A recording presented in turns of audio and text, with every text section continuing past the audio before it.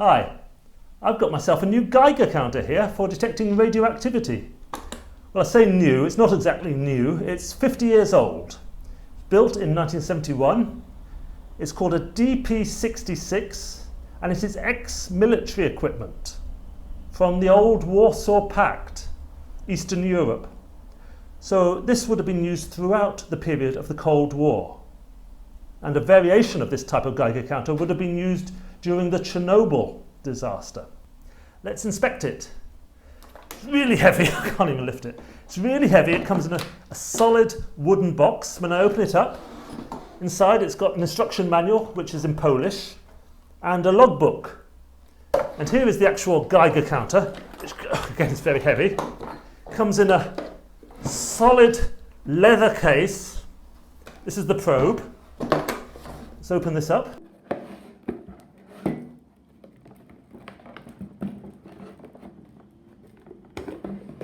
Again, extremely solidly built and in great condition. And now, something rather strange. There are a lot of these coming on the market at the moment. They're all extremely solidly built and in great condition. So I wondered, what's going on? What's the story behind these? So I decided to do some research. It appears that these DP66 Geiger counters, now becoming available, are in such good condition simply because they were never used. Instead, they were kept in long-term storage in military bunkers. And they were so strongly built because they were designed to survive a nuclear war, only to be taken out and used in the aftermath of that war. That is really rather chilling. Okay, let's turn this Geiger counter on. Each click you hear is the sound of a single radioactive particle entering the Geiger counter. The clicks you are hearing is background radiation, which is happening all the time. The most significant source of background radiation is from radon gas in the air. This leaks out of the ground and it can accumulate in modern buildings with sealed windows. Background radiation is also coming down from space in the form of cosmic rays. Cosmic ray intensity increases with altitude, so it can be a concern for passengers who take regular aircraft flights. These clicks of background radiation do not sound like much, but this is radiation which is hitting our bodies all the time. So over an extended period of time, they do add up to a significant dose of radiation. But for our purposes, we need a larger source of radiation. So I have got some uranium ore. Let's take a look at it. So this is my uranium ore. I should say at the start that this is safe to handle, as the amount of radiation being emitted is very low. The actual uranium ore is this thin grey metallic layer on the top of the rock. The uranium would be extracted from this ore to power our nuclear power stations, but this gives you an impression of uranium in its natural form. So now I have my uranium ore, let's examine it with the Geiger counter.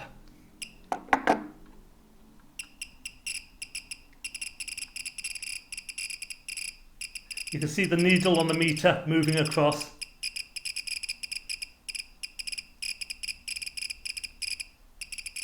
As you can hear, this is much more radioactive, with many more clicks.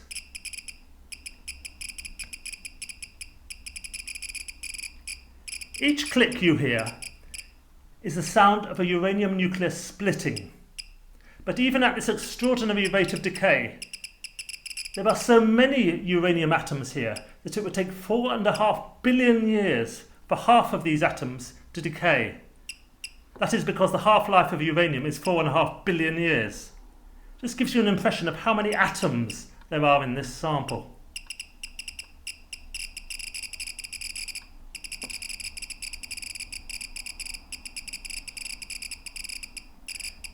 This particular Geiger counter is capable of detecting two types of radiation: beta radiation and gamma radiation. And this sample is giving off both beta and gamma radiation. So what is beta radiation? Well, the nucleus of an atom is composed of two types of particle: neutrons and protons. Neutrons and protons are both composed of three smaller particles called quarks. A neutron is composed of two down quarks and an up quark, while a proton is composed of two up quarks and a down quark. As you can see from the diagram, all it takes to change a neutron into a proton is if one down quark changes into an up quark, and this is what happens in the process known as beta decay. Another product of beta decay is that an electron gets emitted, as well as a particle of antimatter called an antineutrino. It is a stream of these electrons which forms beta radiation. So beta radiation is a stream of electrons. Electrons have mass. This is in contrast to gamma radiation, which has no mass. Instead, gamma radiation is a burst of electromagnetic energy, like light or X-rays. And just like light, gamma radiation has no mass, and it moves at, well, the speed of light. For these reasons, gamma radiation has a much greater ability to pass through materials than beta radiation. We might say it has greater penetrative power. Bearing that in mind, let us now conduct a simple experiment on nuclear physics. I'm going to be using these two metal plates as radioactive shields. For the first part of the experiment, let us measure the total amount of radioactivity produced by the radioactive ore. You can hear that it's quite a significant amount. This is beta and gamma radiation together. For the second part of the experiment, let us put the radioactive shield on top of the rock and measure the radioactivity again. You can hear that the radioactivity is considerably reduced by about half. What is actually happening is the beta radiation emitted by the rock is unable to penetrate through these several millimeters of steel. Remember, gamma radiation has greater penetrative ability, so gamma radiation can pass through this metal shield. At this point, all that is getting through is gamma radiation. For the final part of the experiment, let us apply the second metal shield and take the measurement again. We might expect the amount of radiation to be reduced, but that is not what happens. Instead, the radiation is completely unchanged. So how can we make sense of this?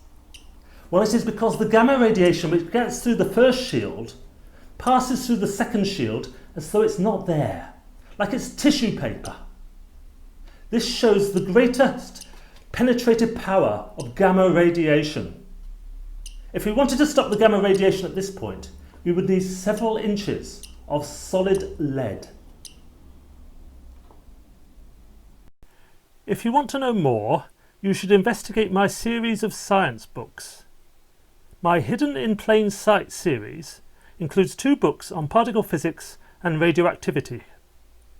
Hidden in Plain Sight 5 is subtitled Atom, and Hidden in Plain Sight 8 is subtitled How to Make an Atomic Bomb.